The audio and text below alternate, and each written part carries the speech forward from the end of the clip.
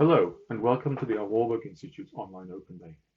My name is Opher Mansour. I'm the convener for the Art History MA, and in this presentation, which will last about 10 minutes, I'll be taking you through the study options that Warburg offers for the study of art history. These are the MA, the Postgraduate Certificate, and the Master of Research. Before I go on to discuss those courses in greater detail and individually, I'd like to say a few words about the study of art history at the Warburg as a whole. As many of you no doubt know already, the Warburg has a very distinguished history in the field of art history. But it's always been an institute for the study of the classical tradition and for a broader range of historical approaches. What this means in practice for you as a potential student is that you'd be coming into an institution where the boundaries between different disciplines are very narrow. So there are faculty here who can support a broad range of approaches and give you flexibility in setting your own educational and research goals.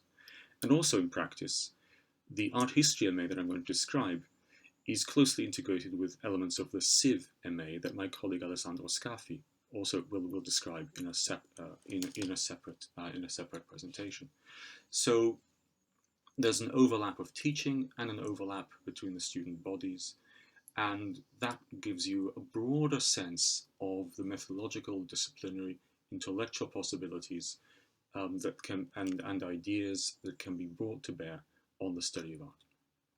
In addition to that, this MA has a very strong emphasis on building up the skills that you will need to become a truly independent researcher, able to carry out primary research in archives and from original documents. So much of the time of the MA is spent studying languages and studying paleography to give you the skills that you will need to work as you wish.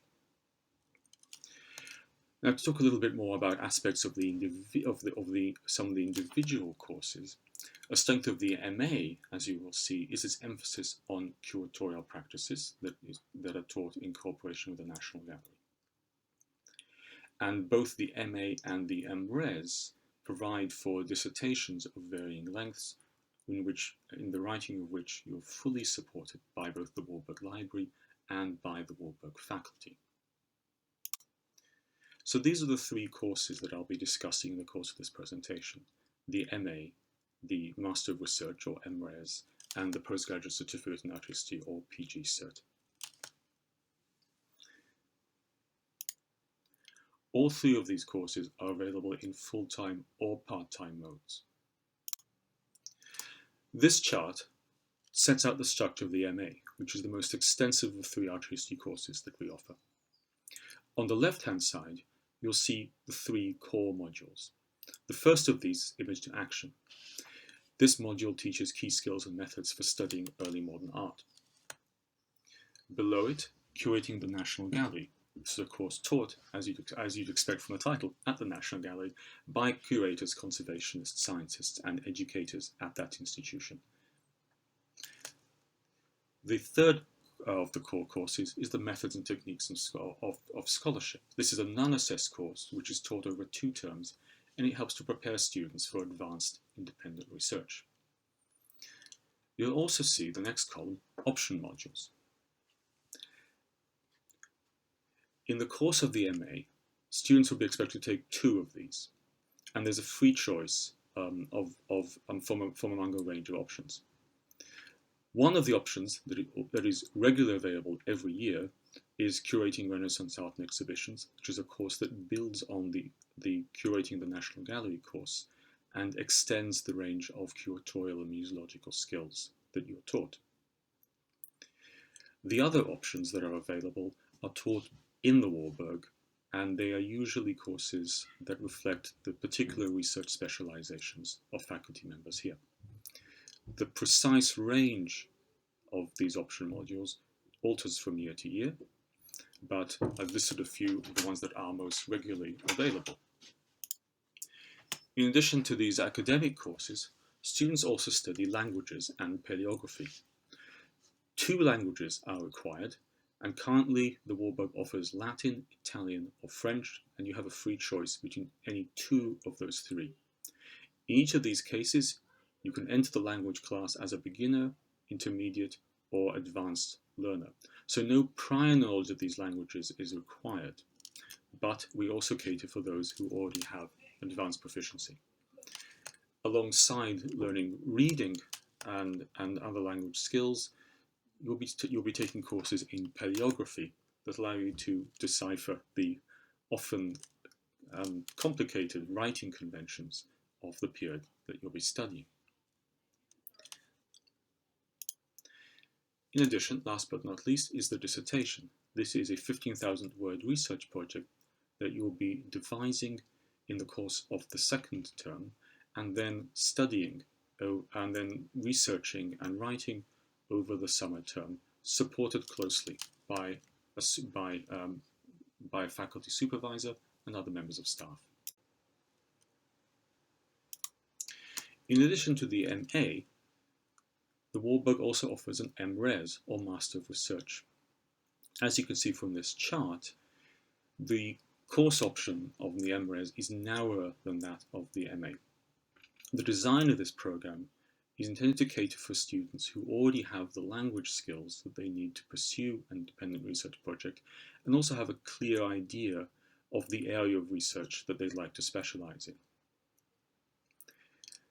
So the dissertation in this option is 30,000 words, twice the length of the MA dissertation, and the course load is lower. So it includes paleography, the image to action module, and the methods and techniques of scholarship, all things that teach scholarly techniques over and above pre-existing language proficiencies.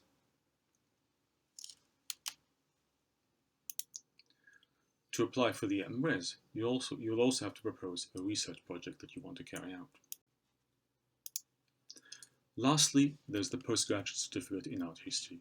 This is a shorter course than either of the other two, and is essentially an abbreviated version of the MA, in which you study the image to action module, which provides an introduction to the key methods of art history, and two of the option modules, which cannot include the National Gallery module. The PGCert can be taken on its own, but it can also be used as a prelude to the MA, and it's possible to bank the credits from these courses and convert to an MA in your second year if you decide that that's the course you wish to pursue. I'll say a little bit now about the image to action module. This is a course that every MA student takes. It brings together the students from the MA in art history as well as the MA in Civ, and it's taught by the convener of the art history MA. So the course is designed both to enhance your art historical skills if you already have a background in art history, but also to enable you to convert into an art historical track if your background is in another field of the humanities. It's structured around a series of different kinds of art objects and methodologies.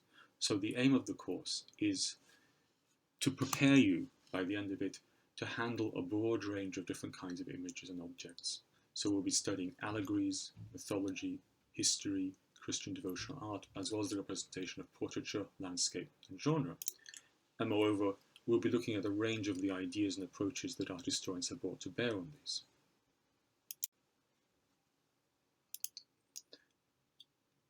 Another core course is Curating the National Gallery. Unlike Image to Action, this is taken only by Art History MA students, so it's a rather smaller course. The aim of the course is to introduce students to a broad range of practices of the Modern Art Museum, particularly as they're practiced at the National Gallery. You'll learn how to catalogue, and you'll also see the work of researchers and scientists and curators at the National Gallery, and look at how technical imagery is made and processed and interpreted. You look at the work of the conservation studios, you look at practices for digital documentation, you look at the history of connoisseurship at the National Gallery, and you look at restoration, the restoration workshops there as well. The core National Gallery module is complemented by an optional module called Curating Renaissance Art. And this focuses, as its title suggests, more on the curatorial aspects of the museum's work. You'll learn how to mount exhibitions both virtually and in physical spaces, and also about devising educational programs to complement those exhibitions. As I mentioned before, the Warburg also offers a number of option courses that reflect the research specializations of members of faculty here, and these are available in each of the permutations of the degree that I've discussed to this point. Thank you very much for listening, and I hope you have questions for the discussion afterwards.